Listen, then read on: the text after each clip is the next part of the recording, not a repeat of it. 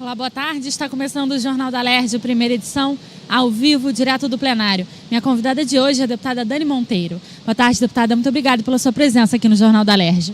Boa tarde. Estou aqui. Muito importante essa participação também, ainda mais pensando numa Alerj mais transparente e democrática. Eu acho que programas como esse são fundamentais para a população assistir também.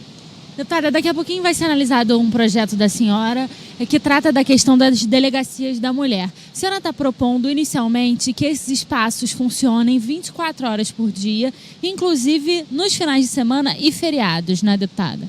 Sim, exatamente. Atualmente a gente tem 14 DEANs no estado e elas funcionam a priori 24 horas, no entanto, num processo de central de flagrante, né? Então, se uma mulher hoje, vítima de violência, chega na DEAN do centro aqui, por exemplo, que é uma das principais, a partir de um determinado horário, ela não consegue fazer todo o atendimento ali. Ela não consegue, por exemplo, fazer o registro de ocorrência.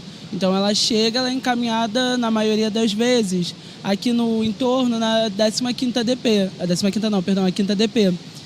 E aí é muito difícil porque o próprio trânsito, a dificuldade das informações, a própria dificuldade dos profissionais de segurança pública entender o que a Lei Maria da Penha abarca e o que ela não abarca, mas ainda assim qual é a função da delegacia, acaba sendo um processo muito danoso e difícil para a mulher. E pensando quais são os crimes que essa especializada atende, que são crimes de violência contra a mulher, que são majoritariamente ocasionados dentro da própria residência dela, ou seja, um local de segurança, e uma violência oriunda de conhecidos, na maioria das vezes companheiros, namorados, ex-companheiros, ou seja, é uma violência que acontece muito no seio da vida privada, né, da própria mulher. E a dificuldade dela conseguir ter uma rede de atendimento de políticas públicas, onde ela consiga fazer a denúncia, ter um acolhimento, é hoje o que esse projeto começa a enfrentar. Porque são inúmeras dificuldades. O que acontece, por exemplo, com a mulher que é agredida pelo companheiro, sai de casa com seus filhos, vai uma DEAN denunciar. Depois da denúncia, o que acontece também? Porque ela não tem como voltar para casa, o agressor está na casa dela. Ela, às vezes, não tem nem o dinheiro da passagem para voltar.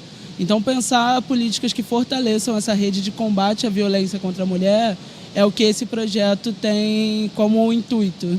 Deputada, a senhora falou da dificuldade, né, por exemplo, que essa mulher tem de fazer a denúncia inicialmente, né? Já é difícil para ela sair de casa para fazer essa denúncia muitas vezes. Em municípios do interior, até aqui na região metropolitana mesmo do estado, não existem, por exemplo, DEANs, né, em algumas cidades e em alguns municípios.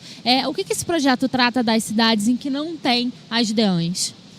Bom, a gente trata, a nossa ideia inicial seria um marco regulamentar do funcionamento das DEANs que hoje não existe. Hoje é uma política de governo e não uma política de Estado. Infelizmente, o projeto ele caminhou com o parecer da CCJ para se tornar autorizativo, o que vira uma recomendação, mas a ideia dele era exatamente o fortalecimento das redes. Conseguir fazer com que as DEANs que existem hoje funcionem 24 horas, inclusive fazer o processo de fazer com que em áreas mais afetadas de violência ela sirva efetivamente. Na Zona Oeste, por exemplo, a DEAN que existia em Campo Grande foi fechada. Então, a ideia de ter o funcionamento ali de uma DEAN na Zona Oeste, de Jacarepaguá pelo menos, se ela funciona 24 horas, ela cria uma regularidade e um ponto de referência para as mulheres vítimas de violência. Óbvio que eu acho que a política tem que ser de ampliação das especializadas das DEANs.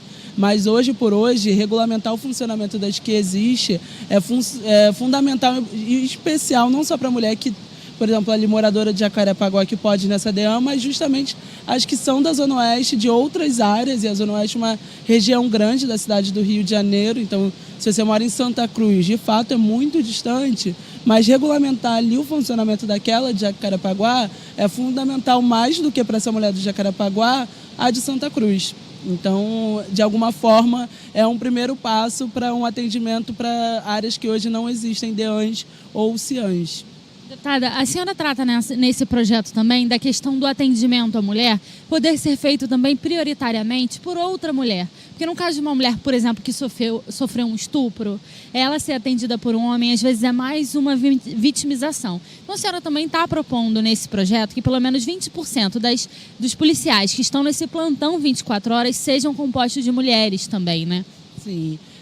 A gente encaminhou inicialmente esse projeto com uma viabilidade de 20% enquanto cota obrigatória, mas eu acho que aqui é o espaço democrático da construção mesmo. Então, quando ele veio no plenário a primeira vez e quando a gente conversou com a então secretária da Polícia Civil, ela também nos colocou a dificuldade que hoje a Polícia Civil tem de atingir essa marca de 20%, a dificuldade mesmo, a crise fiscal do Estado, o próprio processo de recuperação tem muita dificuldade de fazer novos concursos. Então, dessa forma, a gente alocou como preferencialmente, exatamente pelos motivos que você colocou, um atendimento a uma mulher vítima de violência feito por uma outra policial mulher, certamente ajuda a gente a lidar com a dificuldade hoje principal também, que é o mau atendimento. Esse nosso projeto ele é motivado por alguns casos que chegou até o nosso mandato, mas também um relatório da Defensoria Pública do Estado do Rio de Janeiro, do NUDEM, que é o setor de combate à violência de gênero, um relatório com mais de 30 casos, exatamente a maioria deles de mau atendimento do próprio policial por desconhecimento do que seriam os processos de violência contra a mulher, de violação que são física, mas também é moral, também é psicológica. Então tem inúmeras camadas da violência contra a mulher que envolvem subjetividades que um corpo preferencialmente de mulheres, ou de ao menos 20%, daria conta desse suporte. Mas é isso, hoje no nosso projeto ele entra como preferencialmente e não algo obrigatório, entendendo ainda o processo de recuperação fiscal do Estado. Deputada, a senhora falou das modificações que ele sofreu num primeiro momento em que veio a plenário. Hoje ele ainda está num processo de primeira discussão, que quer dizer que ele ainda não segue para a sanção do governador, ainda precisa ser apreciado mais uma vez aqui no plenário. A senhora falou de emendas que tornam ele, por exemplo, autorizativo. Mas mesmo que ele seja aprovado ao cabo, né, como autorizativo, já é um passo importante para a mulher. Essa discussão está acontecendo no parlamento e levando, inclusive, como a senhora falou, para a Secretaria de Segurança, né, de Polícia Militar e Civil, que esse é um assunto que o governo precisa estar mais sensível, né, deputada? Com certeza, é um assunto que eu acho que é fundamental hoje, porque é um dos pilares da própria democracia. Se as mulheres, que são parte presente, pulsante da sociedade brasileira, elas não se sentem seguras para exercer a plenitude do seu ser, né, da sua existência, que muitas vezes a violência vai fazendo com que as mulheres fiquem acuadas, com medo, com diversos transtornos, inclusive, a partir dessa violência. Então, esse projeto hoje é fundamental. Acho que mesmo, ainda que autorizativo, ele é um marco de um processo, de uma tentativa de regulamentação do que hoje ainda é fundamental. E a gente ainda está no processo de construção de políticas de combate à violência no Estado. É recente ainda. A lei, por exemplo, que institui feminicídio é de 2015. Então, parece que as coisas já estão aí há muito tempo, e nós, mulheres, sabemos porque sofremos com a violência há muito tempo, desde que nascemos, mas no âmbito do Estado ainda é uma discussão recente e ainda é um processo que eu acho que estamos sendo vanguarda aqui. Se a lei federal é de 2015, estamos em 2019 hoje debatendo um fortalecimento, é necessário fortalecimento dessa rede, ou seja, reconhecendo que existe feminicídio, reconhecendo que existe violência contra a mulher.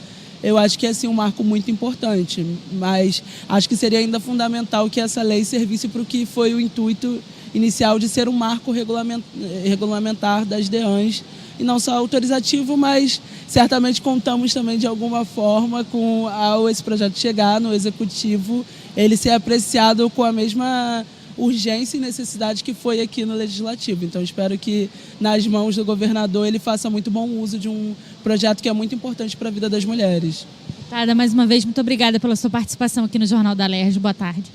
Obrigado a vocês. Conte sempre com o nosso mandato aqui também para ajudar na programação. E obrigado a todos e a todas aí da sociedade fluminense que nos assistem nesse momento. Obrigada mais uma vez.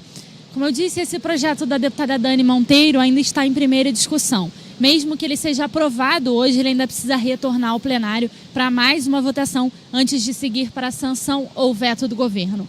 Outro projeto na pauta do presidente da Casa, deputado André Siciliano, que determina que os revendedores de gás em botijões tenham claramente, né, para o consumidor o preço desse produto, né? Nos casos dos revendedores que vendem, por exemplo, em caminhões, esse preço também precisa estar destacado para o consumidor ter ciência. Esse projeto está em segunda discussão e, se for aprovado, segue direto para a sanção ou veto do governo. Ainda na pauta, um projeto do deputado Valdec Carneiro, que pretende corrigir distorções numa lei que foi aprovada aqui na Casa, que trata, né, da questão do plano de cargos e carreiras e salários dos profissionais técnicos da UERJ. Quando o projeto foi aprovado, os profissionais técnicos, né, que tenham, por exemplo, diploma desse nível técnico que ele possui, passaram a receber uma gratificação. Isso foi questionado pela Justiça, está em fase de sair uma decisão judicial cancelando o que trata essa lei de 2014. Então, a ideia do deputado Valdec Carneiro é que esses profissionais que, né, se esforçaram para passar a receber essa gratificação não percam cerca de 40% do salário. Então, ele está pretendendo fazer uma correção nos salários desses profissionais, o que não impacta na lei de responsabilidade fiscal, já que esses funcionários já vêm recebendo esses valores. Esse projeto também está em primeira discussão e, se for aprovado, retorna a pauta para mais uma votação. Você acompanha ao vivo aqui pela TV Alerj a partir das 3 da tarde a votação desses e de outros projetos. Tudo o que foi notícia no Parlamento Fluminense você pode assistir na segunda edição do Jornal da Alerj, que começa às 9h30 da noite. E na próxima quinta-feira, a partir das 2h40 da tarde, eu estou de volta com os projetos da Ordem do Dia. TV Alerj, o canal do povo. Até a próxima!